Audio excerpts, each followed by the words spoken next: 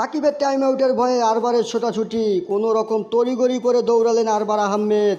তিনি হয়তো চিন্তাও করেননি যে এত দ্রুতই তার নেমে যেতে হবে। প্রস্তুত ছিলেন না, কোনো রকমের তিনি ছুটে 22 গজে পৌঁছাতে চাইলেন। মাঝে আবার গ্লাভস গেল পরে।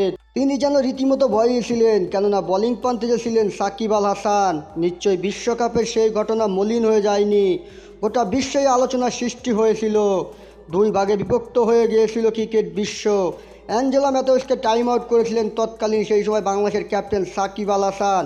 ক্রিকেট ইতিহাসে সেটাই যে ছিল প্রথম কোনো টাইম আউটের ঘটনা। আরবার আহমেদ যে সেই ঘটনা ভুলে যাননি তা বোঝা গেল রাওয়ালপিন্ডি টেস্টের চতুর্থ দিনে এসে। পরপর 2 বলে হাসান মাহমুদ তুলে নেন 2 উইকেট। মোহাম্মদ রিজনের পর মোহাম্মদ আলী ফিরে যান 2 বলের ব্যবধানে। আরবারকে তাই দ্রুতই মাঠে নামতে হয়েছে।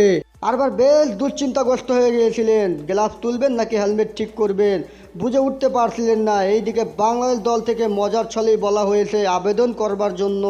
ক্যামেরায় যখন সাকিবকে দেখানো হলো তখন তার মুখেও এক হাসি।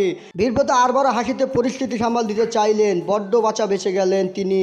তাকে অন্তত এই দফায় টাইম আউট হতে হয়নি। যথাসময়ে তিনি পৌঁছাতে পেরেছেন 22 গজে। নতুবা টেস্ট ক্রিকেটের টাইম আউটের মতো ঘটনার মঞ্চায়ন হয়ে যেতে পারত রাওয়ালপিন্ডিতে।